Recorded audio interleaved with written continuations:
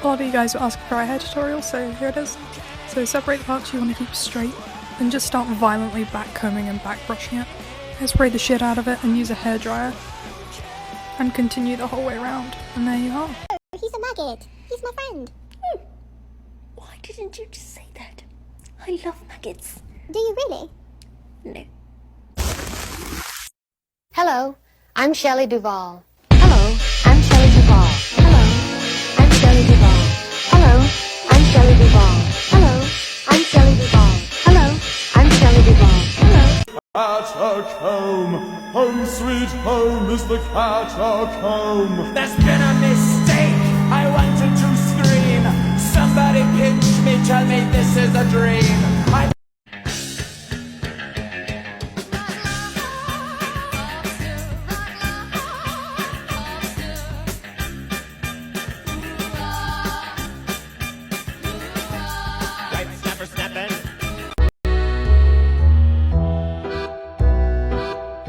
I sense there's something in the wind that feels like tragedies at hand.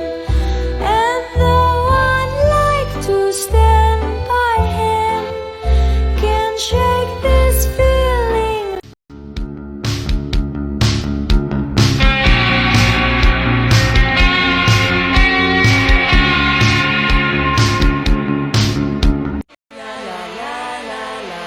This is my stop. Got to get off. I may go pop. Excuse me. Excuse me. I got to be direct. If I'm wrong, please correct. Tell me why you're wearing a rosary bead. A lot of you are, and none of you have given me a satisfactory answer. Well, basically because it matches my brooch, and I started wearing these ones, and it annoys adults. And the simple answer as to why I wear rosary beads all the time is because Jesus is my homie. Jesus is my homie.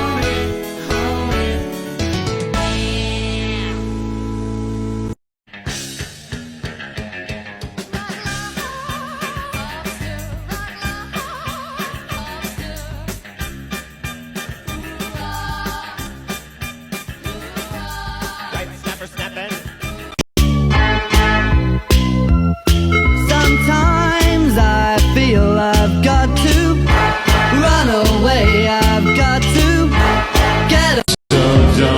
I have changed. Now I'm different. Can't you see? Bitches slow, can't get on my speed. They stare cause they know I'm the ITGIRL. You know I am. My grandma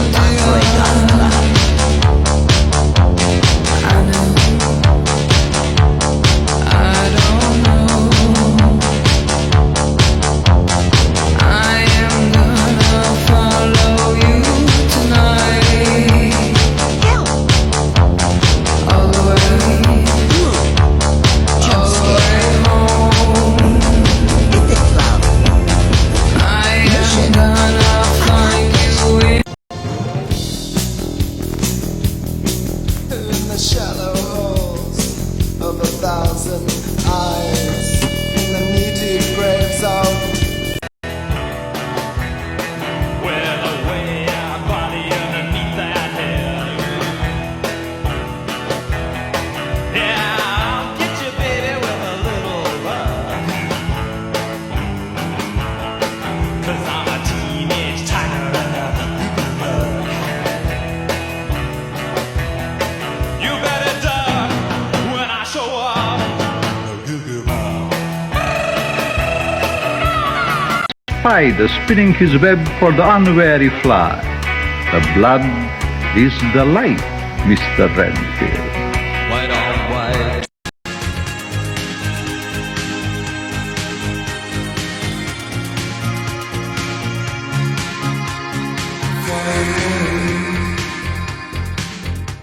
I've seen the lights in your eyes, and I'm glorifying my tragic destiny.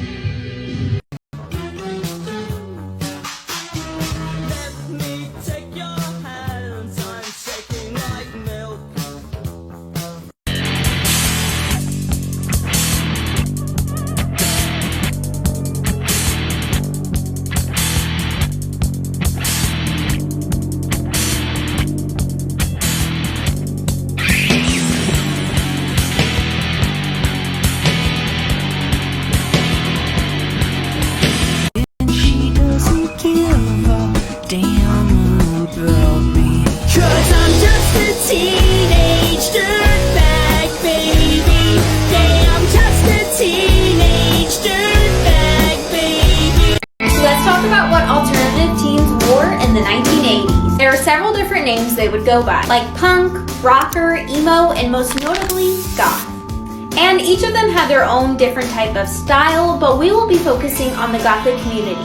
To get into the fashion, we first have to step into the history. I want to put a disclaimer at the beginning of this video. I am not a Gothic historian. This video is for entertainment purposes only, and all sources will be at the end of this video. As what we know it as today, the Gothic community started in the late 1960s. Although that is debatable, it's just what I found during my research, and there could be accounts of it being older than that. Music is a huge factor that drives these styles, or rather, lifestyles. And Jim Morrison from The Doors helped push this further, even though that is debatable in the goth community. So by the late 1970s, goth rock had been firmly established in music history, therefore making it a popular form of fashion held by many people throughout the 1980s and even now. The gothic style wasn't constricted to one specific gender, but for anyone and everyone that was fascinated by it. Okay, back to the fashion part of this video. As a baseline, almost all people wore their hair jet black or with striking colors, but you did see people wearing their natural hair color as well. They maximized their hair with copious amounts of hairspray and mousse. Some would crimp their hair to add even more volume to their look. And makeup wasn't for the light-handed. Dark, creative eyeliner and white powder could achieve what they were going for, and sometimes you could see a red lip or something like that. There were numerous types of clothing styles you could choose from, but of course it had to be black or maybe just a color that represented darkness, like red or maybe even a plummish purple. But there were some people that chose brighter colors, like green, light purple, or maybe a bluish gray. And there were also some accounts of them dressing in monochrome white. Fishnets or bodysuits could be a popular way to start your outfit. Some clothing pieces could be tight, like a corset, which you could see some men wearing as well, or something loose. I often found tight and loose pieces paired together. I think it really balances the look. And for shirts, I noticed a lot of them were just plain polyester black shirts. And whatever they put over that seemed to be more eye-catching, like a leather jacket, a velvet jacket, or even a vest. Another type of fabric for shirts was lace, which could have been added to bottoms as well. Other things for pants that were popular at the time could have been leather or spandex. Black denim jeans and leather miniskirts could have also been worn. But the biggest thing that I think makes gothic fashion is the accessories. Heavy silver necklaces that could have beads, skulls, rosaries, and even bats could have bedazzled the look. Because this style wasn't exactly mainstream, there weren't a lot of stores that held their clothes, stores like Sears. So a lot of them became their very own seamstresses. But for the people that weren't skilled at sewing, they could find pieces here and there at different stores. Some would call this style traditional goth, aka trad goth. And in the later years, cyberpunk goth became popular. What other 80s subculture would you want me to look into next? My resources include Somewhere Leather, Somewhere Lace by Andy Harriman and Marlo Bonch. Follow the Evolution of Goth Fashion Throughout the Years by Chris Parkin, and The Origins of Goth by Claire Nolly. Make sure you check out my other social media pages. But I don't. Like, we just go for the more kind of vampire sides of things. Have I ever been to Bar Sinister? What? In case you don't know, Bar Sinister is this goth club that exists in Los Angeles, and I used to go twice a week. I used to go on Saturdays and Wednesdays, and here's some of the fuckery that has occurred there. I stapled a dollar bill to a bearded lady on stage. Someone once tried to lace my drink with DMT. I was recruited for a lesbian swinger party that I did not attend. I danced with Davey Havoc from AFI, and we talked about eyeshadow palettes. I saw a man deep throat a lady's foot. Ron Jeremy showed up to an after party. I was on the stage area and somebody pulled out their phone and started watching porn at max volume. Saw a dude on the dance floor with one of the most accurate Pennywise cosplays I've ever seen. One night the bar was just overflowing with people dressed as Santa. I saw a man swallow a sword, and then immediately somebody tried to recruit me into his cult. We would always go to Denny's after, always surreal.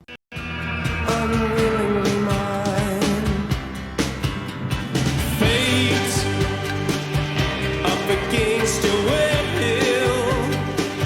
Through the thick and thin, he will wait until you give yourself to him.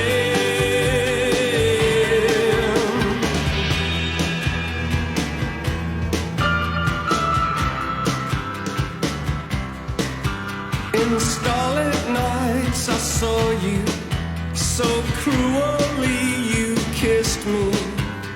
Your lips a magic world, your sky all hung with jewels. The killing moon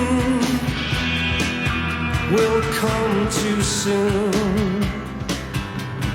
Fate's up against.